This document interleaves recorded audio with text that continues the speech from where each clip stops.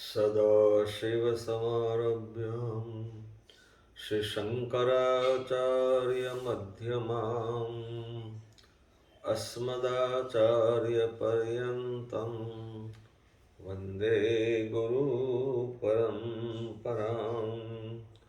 नमः शिवाय साम्बाय हरे परमात्मने नमः।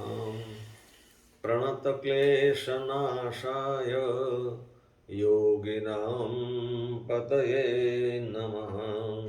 ओम नमः शिवाय। अनंत कोटि ब्रह्मांड नायक स्वयंभू भगवान से गौतमेश्वर महादेव जी के चरणों में कोटि कोटि प्रणाम एवं परम श्रद्धा का केंद्र, त्याग और विरक्त की मूर्ति, प्रातः स्मरणीय अर्चनीय वंदनीय ब्रह्मलीन गुरुदेव के चरणों में कोटि कोटि वंदन। शंकर साक्षात शंकर, आदि जगत गुरु शंकराचार्य भगवान के लिए ऐसा कहा जाता था कि जो शंकराचार्य भगवान है वो साक्षात शिव का ही स्वरूप है। ऐसे समस्त आचार्य भगवान को मेरा प्रणाम। स ओम नमो नारायणाय। क्षोत्रिय ब्रह्मनिष्ठ अर्चनीय वंदनीय समस्त संत वृंद के चरणों में कोटि कोटि प्रणाम। प्रिय आत्मस्वरूप भक्तजनों, भक्तवती माताओं, युवान दोस्तों, प्यारे बच्चों, आप सबके हृदय में विराजमान भगवान गौतमेश्वर को मेरा प्रणाम। देखो, कई दफा अपनी बात हो गई कि काम एष क्रोध एष रजोद्गुणों समुद्भवम्, ऐसा भगवान श्री कृष्ण ने गीता में कहा। और ऐसा भी कहा कि काम, क्रोध और लोभ ये नरक के द्वार है। तो वो काम, क्रोध, लोभ, मद, मत्सर ये सब कैसे जाएगा? तो सत्संग के द्वारा विवेक आएगा और विवेक से ये धीरे धीरे धीरे कम होगा। क्यों? ये प्रकृति जन्य सब गुण है ना, तो उनको नाश करने की कोशिश करोगे या तो उनको दबाओगे तो डबल जोर पे समय आप पे उछलेगा। लेकिन मन का ऊर्ध्वीकरण करने से, उनको समझाने से, थोड़ा विवेक आ जाए तो वो दब जाएगा। जहाँ जहाँ क्रोध आया वहाँ उनको फिर बाद में पश्चाताप होता है। क्रोध के बाद पश्चाताप होता है। और कई ऋषि मुनियों का दृष्टांत हमने सुना है कि पहले श्राप दे देते हैं, श्राप के बाद में फिर वो जंगल में चले जाते हैं। इसका अर्थ क्या हुआ कि भाई क्रोध आ गया इसलिए श्राप दे दिया, और श्राप दे दिया तो उसको बाद में उसको पश्चाताप हुआ, करे मेरा तो भजन मैंने खलास कर दिया। क्यों?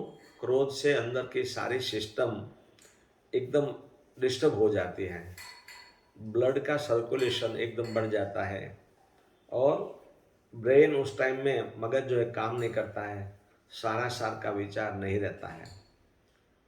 ये सब बातें आपको एक तो खान पान सुधारना पड़ेगा, उसे में से आएगी, और दूसरे रोज रोज सत्संग होगा, तभी आपको कोई ग्रंथ का अवलोकन करते होगे, कोई संत गुरुजन के पास जाते होगे, तब तो आपको ये सब बात समझ में आएगी ने।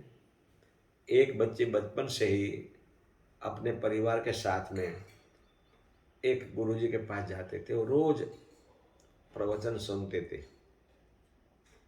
ऐसे करते करते करते करते उनका जो क्रोध हो वो लगभग नष्ट प्राय हो गया। उनको कुछ भी कहते थे वो कुछ हंसते रहती थी। शादी हो गई, गृहस्थाश्रम धर्म चला, एक लड़का हो गया। लड़के के साथ में कहीं वो जा रही थी तो एक पागल औरत आई, उसने उनको इतना नाप शनाप सुनाने लग गई। वो तो हंसती थी। बच्चा भी सोच रहा था कि माँ कुछ प्रत्युत्तर क्यों नहीं करती है।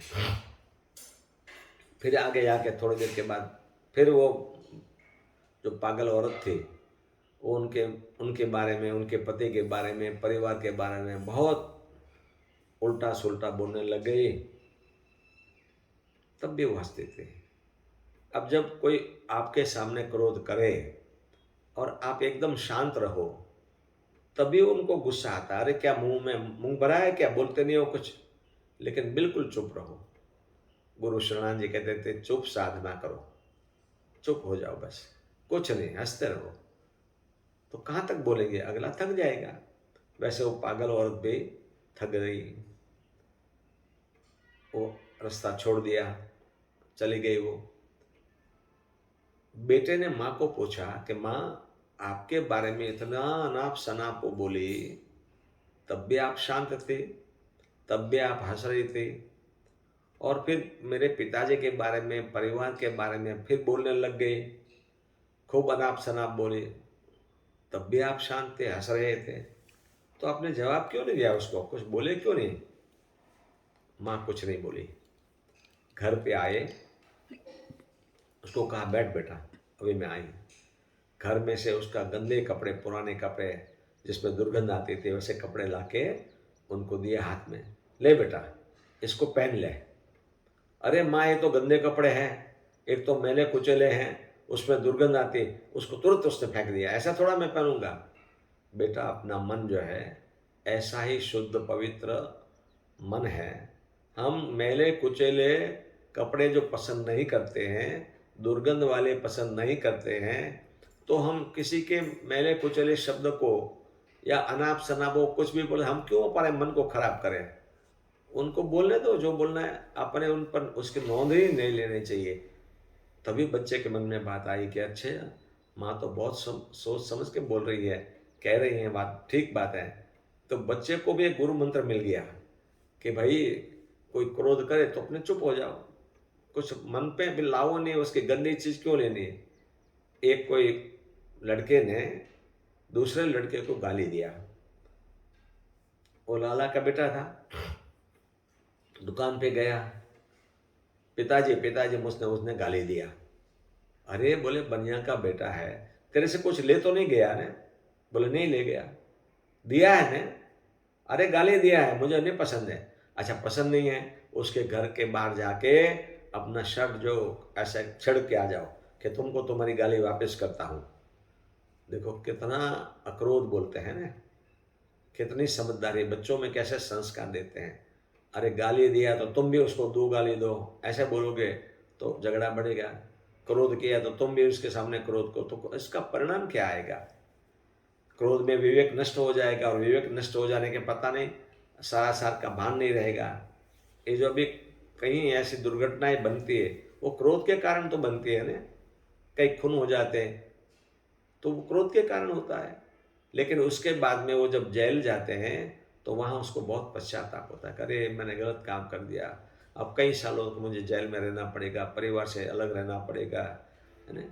कितना भी माने प्रायश्चित होता है।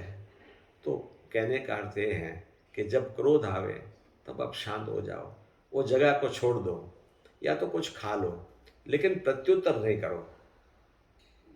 मैंने पहले भी आपको बताया था कि जगत ने कोण जीते छे सहन कर नार जीते छे, हसीने भार संकट नो वहन कर नार जीते छे, जगत ने कोण जीते छे सहन कर नार जीते छे। अब जगत, आपका जगत कौन है? आपका परिवार आपका जगत है। थोड़ा सहन कर लो और कुछ नहीं बोलो तो अपने आप घर में शांति हो जाएगी। इसलिए सहन करना ये मास्टर की है, और घर में आनंद हो जाएगा। अगले को भी पश्चाताप होगा, मैंने बेगुना उनको डांट लिया, कह दिया, कुछ अनाप शनाप बोल दिया, तो उनको भी अच्छा नहीं लगेगा ना। लेकिन जब अब सामने आप वो एक कहे आप दो कहने ले जाओ तो वो चार कहेंगे, आप आठ खाओगे, ये झगड़ा बढ़ता जाएगा। इसीलिए जिसको परमार्थ रास्ते चलना है, परमार्थ के रास्ते चलना है, उनको ये सीख लेनी पड़ेगी और धीरे धीरे धीरे अक्रोध होना पड़ेगा, तब तो आपको शांति का अनुभव होगा। क्रोध वाले को शांति कहाँ होती है? इसलिए प्रभु से प्रार्थना करते समय कहो कि प्रभु मेरा क्रोध जो है शांत हो जाए, मैं क्रोध न करूं, मैं गुस्सा न करूं और मैं अपनी ज़ुबान से मधुरता का ही यूज करूं। ऐसे के साथ में आप सबको खूब खूब साधुवाद। हरिओम तत्सत, हरिओम तत्सत, हरिओम तत्सत।